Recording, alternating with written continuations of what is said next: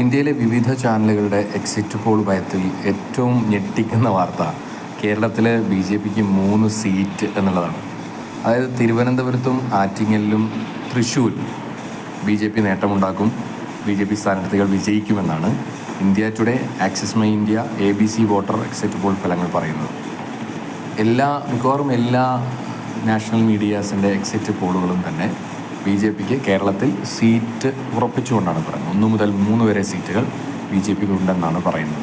അതിലൊന്നാണെങ്കിൽ അത് തിരുവനന്തപുരം, തൃശ്ശൂർ, ആറ്റിങ്ങൽ, ഈ 3 മണ്ഡലങ്ങളെക്കുറിച്ചാണ് വിജയസാധ്യത അല്ലെങ്കിൽ വിജയിക്കുമെന്ന് എക്സിറ്റ് പോളുകൾ ഉറപ്പിച്ചു പറയുന്നത്.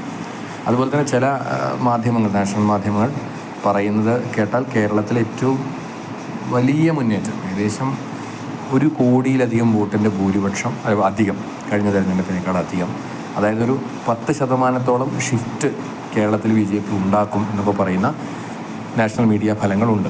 പക്ഷെ അവരെനിക്ക് തോന്നുന്നു അത്രത്തോളം നേട്ടം ഉണ്ടാകും BJPക്ക് എന്ന് നമുക്ക് വിശ്വസിക്കാൻ പോലും സാധിക്കില്ല. അവിശ്വസനീയമായിരിക്കുമെന്ന്. എന്നാൽ കൂടി 3 സീറ്റ് എന്നുള്ളത് വളരെ കൗതുകപൂർവ്വമാണ് നമ്മൾ കാണുന്നത്. അപ്പോൾ ചിലപ്പോൾ BJP പലപ്പോഴും ഇടതുപക്ഷത്തിന് പറയുന്ന സീറ്റ് 3 മുതൽ 5 വരെ എന്നൊക്കെയാണ്, മിക്കവാറും മാക്സിമം 5-ൽ കൂടുതൽ ആരും പറഞ്ഞിട്ടില്ല. അപ്പോൾ അങ്ങനെ വരുമ്പോൾ തന്നെ ശ്രദ്ധിക്കുക, ചിലപ്പോൾ BJPയും CPM അങ്ങനെ വന്നാൽ ചിലപ്പോൾ ഇടതുപക്ഷവും ഒരുപോലെ വന്നേക്കാം കേരളത്തിൽ. വളരെ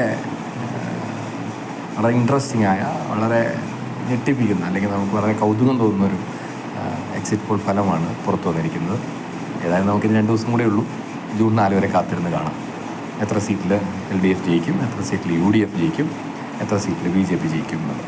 ഏതായാലും എല്ലാ എക്സിറ്റ് പോൾ ഫലങ്ങളും തന്നെ 15ഓളം സീറ്റുകൾ UDFന് കിട്ടും, 12 മുതൽ 15 വരെയുള്ള സീറ്റുകൾ UDFന് കിട്ടും എന്ന് പ്രവചിക്കുന്നുണ്ട്. അത് ചിലത് 15, 18 പറയുന്നുണ്ട്, ചിലത് 20-0 പറയുന്നുണ്ട്. ഇത് വളരെ വലിയ മെജോറിറ്റി UDFന് ഉണ്ടാകും എന്നാണ് എല്ലാ നാഷണൽ മീഡിയാസും പറയുന്നത്. കേരളത്തിൽ UDFനൊരു ആ രീതിയിലുള്ള തരംഗം ഉണ്ടാവും എന്നുള്ളത്. അപ്പോൾ നമുക്ക് കാത്തിരുന്ന് കാണാം. എല്ലാ പ്രവചനങ്ങളുടെയും അവസാനം എന്ന് പറയുന്നത് ജൂൺ 4 തെരഞ്ഞെടുപ്പ് ഫലമാണ്. ജനങ്ങൾ എന്താണ് കാത്തിരുന്നത്, അല്ലെങ്കിൽ ജനങ്ങൾ എന്താ സർപ്രൈസാണ് നമുക്ക് കാത്ത് വെച്ചിരിക്കുന്നതെന്ന് ജൂൺ 4 ആകുമ്പോഴേ മനസ്സിലാവുള്ളൂ.